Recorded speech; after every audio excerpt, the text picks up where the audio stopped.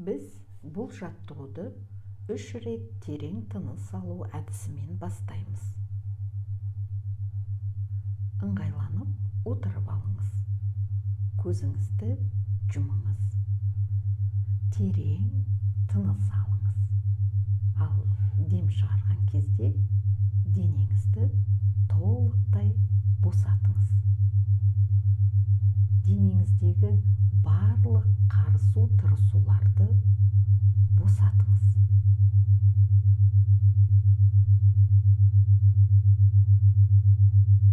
Екінші рет терең тыныс алыңыз. Ал дем шығарған кезде санаңызды босатыңыз. Санадан тыныш, бейбіт, өзіңізге бір жағымды бейнелер ағыны өтсін.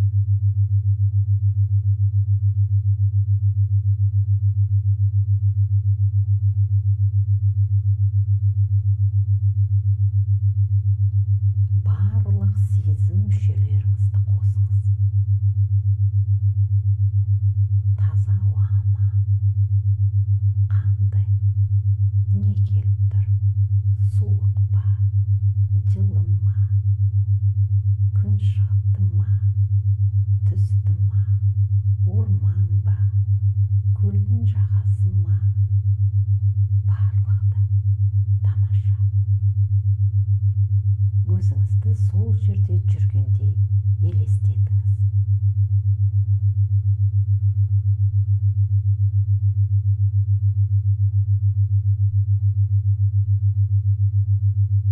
Тағы бір рет терең тыныс алыңыз. Ал дем шығарған кезде қаншалықты денеңіздің босаңсығанын сезініңіз.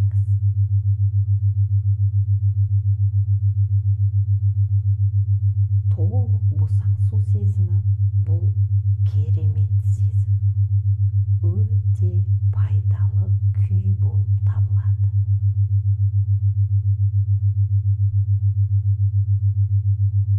Терең және денсаулыққа пайдалы сана деңгейіне өтуге көмектесу үшін мен 10-нан 1-ге дейін кері санаймын.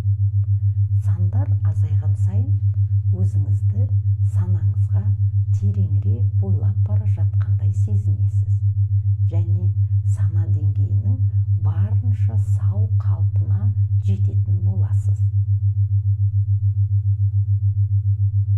10, 9, тереңірек бойлағаныңызды сезініңіз. 8, 7, 6, тереңірек, санаңызға тереңірек бойлаңыз. 5, 4, 3, тағы да тереңірек. 2, 1. Қазір сіз сана деңгейінің терең және сау деңгейіндесіз. Бұрынғыдан да тереңірек. Барлық жаттығу барысында баяу, терең, ырғақты тыныс алуды жалғастырыңыз.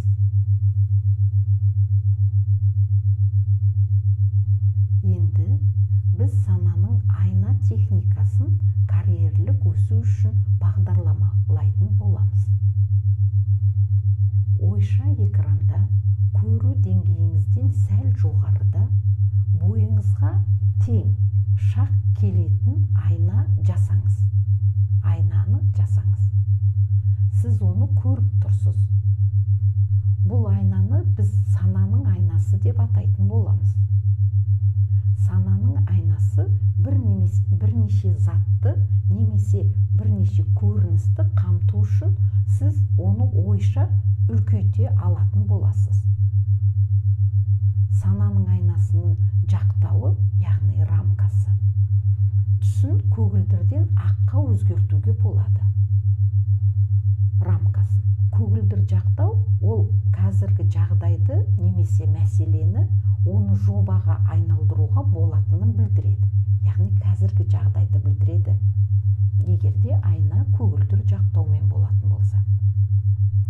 Ал егерде айна ақ жақтау болатын болса, ол шешімді немесе мақсатты көрсететін болады. Сіз сана айнасын көгілдір жақтауымен ойша экранда елестетіңіз. Қазіргі жұмысыңызға қатысты оқиғаны, адамды немесе көріністі осы көгілдір жақтаулы айнада сана айнасында жасап проекциялаңыз. Бұл мәселені жақсырақ зерттеп түсіну үшін қажет.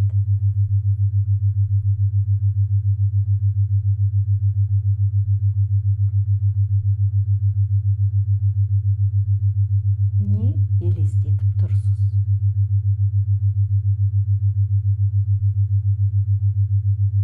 Қазіргі уақытта сіздің мансабыңыздағы жағдай қандай?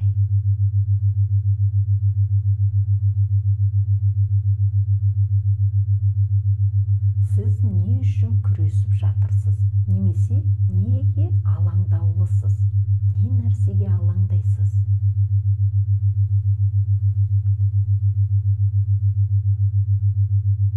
Жағдайды немесе сізді алаңдататын қазіргі шындықты мұқият зерттеңіз.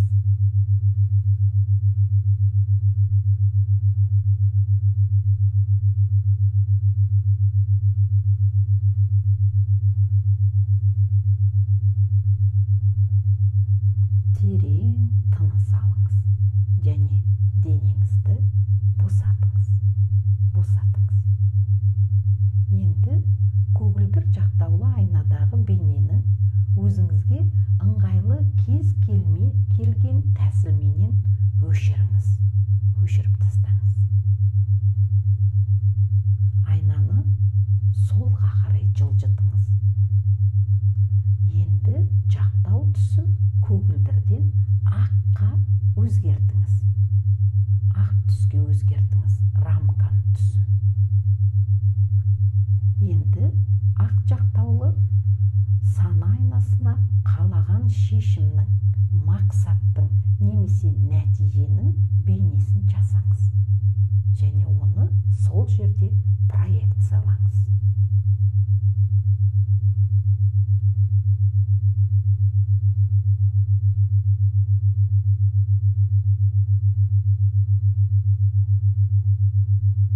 Қалаған шешімнің бейнесінің анықтығын арттыру үшін келесі сұрақтарға жауап беріңіз.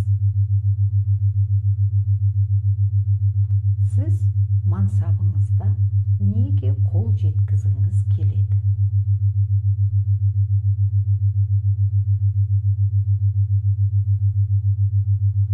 Жасаған бейнелеріңізбен өзіңізге нақты болыңыз.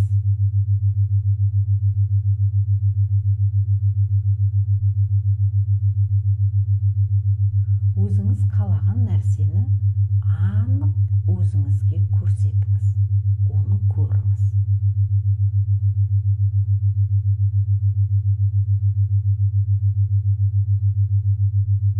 Мансаптағы, карьерадағы мақсатыңызға жеткенде қай жерде боласыз?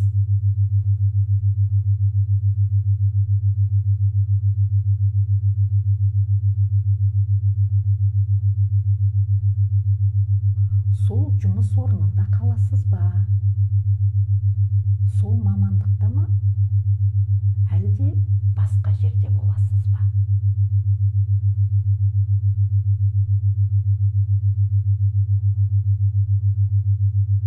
Сіздің мақсатыңызға немесе нәтижеңізге қашан қол жеткізгіңіз келеді? Уақытты шамамен белгілеңіз.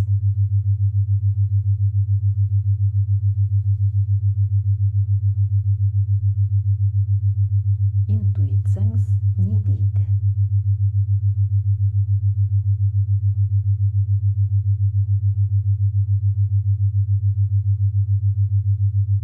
Келесі келесі сұраққа жауап беріңіз. Мансаптағы бұл мақсатқа қол жеткізу өміріңізді қалай өзгертеді? Қай жағына қарай жақсартады?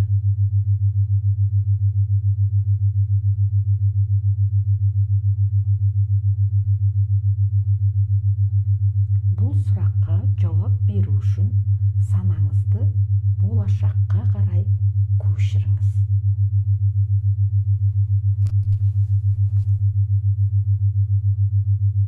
Болашақта осы мақсатқа қол жеткізудің барлық артықшылықтарын сезініңіз.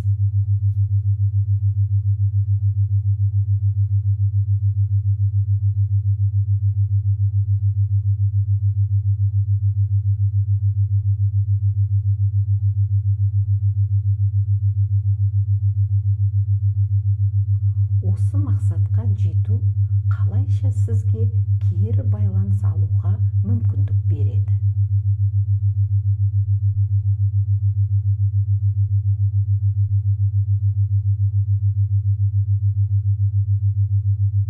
Сіздің жетістіктеріңізді сізбен бірге кімдер атап өтіп, сонымен қоса сізбен бірге ләззат алады. Жетістік ешқашан тек бір адам үшін келмейді. Тағы кімдер осы жетістіктің пайдасын көреді?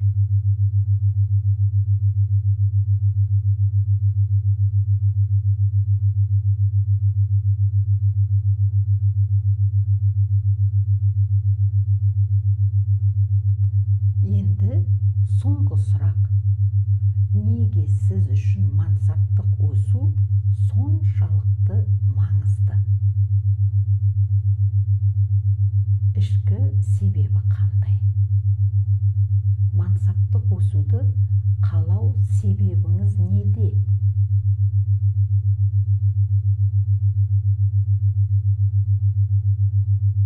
Бұл сіз үшін немесе жақындарыңыз үшін нені білдіреді?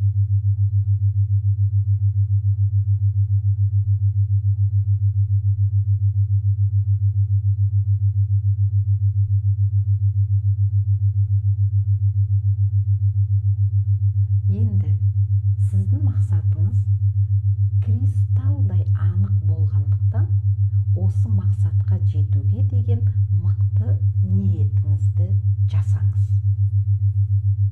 Сіз оны жасаған сайын мақсаттың соңғы бейнесінің сізге жақындай түскенін елестетіңіз. Ол сізге барған сайын жақындай береді, жақындап келеді. Қалған арақашықтық қысқара түседі, ал сіздің ниетіңіз күшейе береді.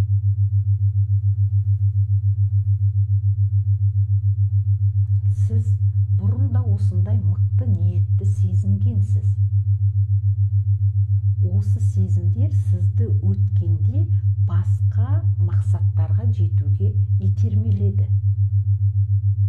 Енді өзіңізге сенімділікті жасаңыз. Сіз осындай нәтижеге лайық екеніңізге көз жеткізіңіз.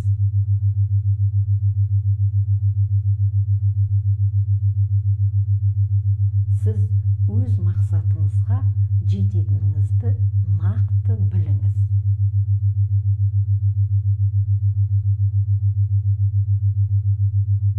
Осы сенімділікпен мақсат бейнесін өзіңізге одан сайын жақындатыңыз.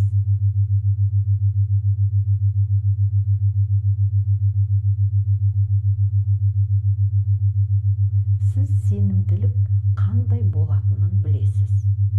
Өткенде сіз бір нәрсеге шынайы сенген кездеріңіз болған.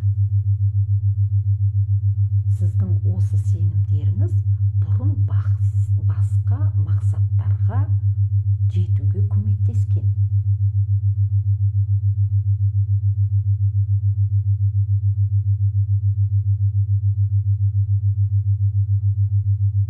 Енді өз мақсатыңызға жетуге деген күту энергиясын жасаңыз.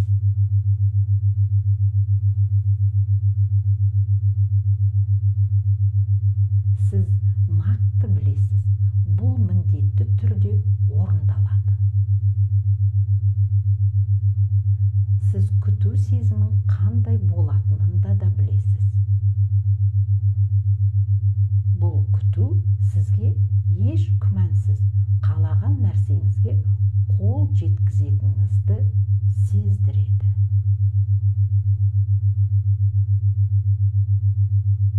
Енді мақсат бейнесін өзіңізге жақындатыңыз. Оны соншалық жақын етіңіз, сіз оның ішіне кіріп, онымен бір тұтас бола аласыз.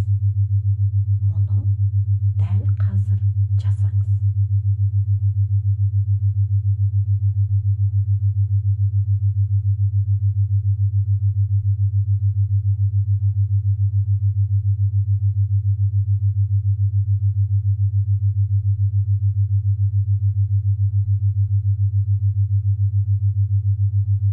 Енді сіз мақсаттың соңғы бейнесінің ішінде тұрсыз және онымен бірге бір тұтассыз.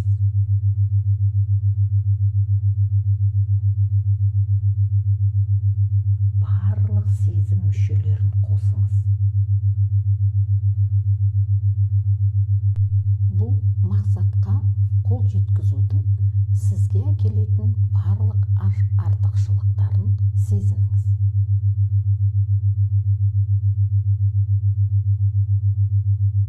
Мұның бәрі сізбен қазірдің өзінде болғандай сезініңіз.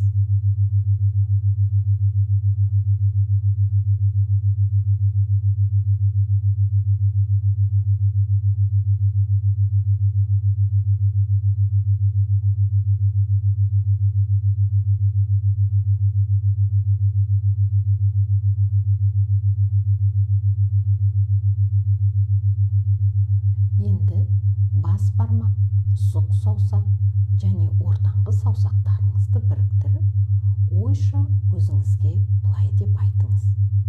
Мен бұл сезімдерді, ойларды және әрекеттерді қайтадан сезінгім келген кезде, үш саусағымды бірге қосу жеткілікті. Және де бұл солай болады.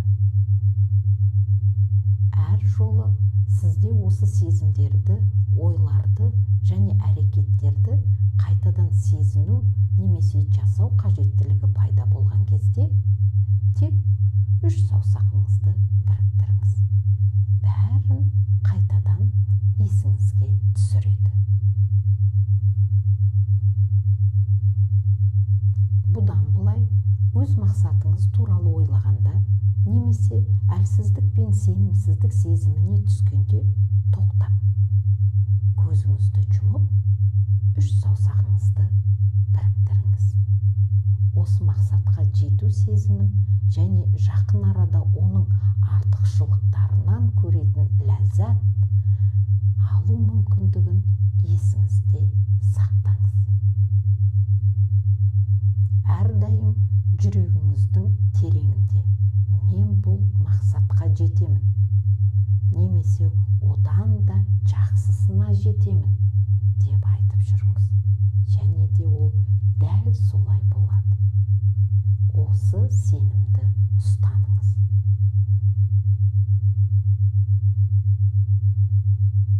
Әр жолы сіз осы сана деңгейінде әрекет еткенде, ойларыңызды, сенімдеріңізді және өміріңізді бақылау қабілеттілігі арта түседі.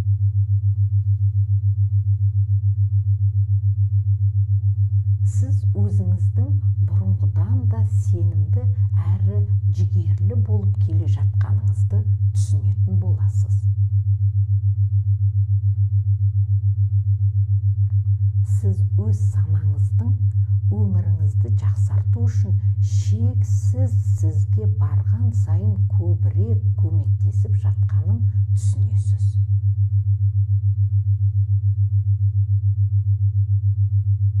Сіз өз өміріңіз үшін және оның мазмұны үшін жауапты екеніңізді терең түсіне бастайтын боласыз.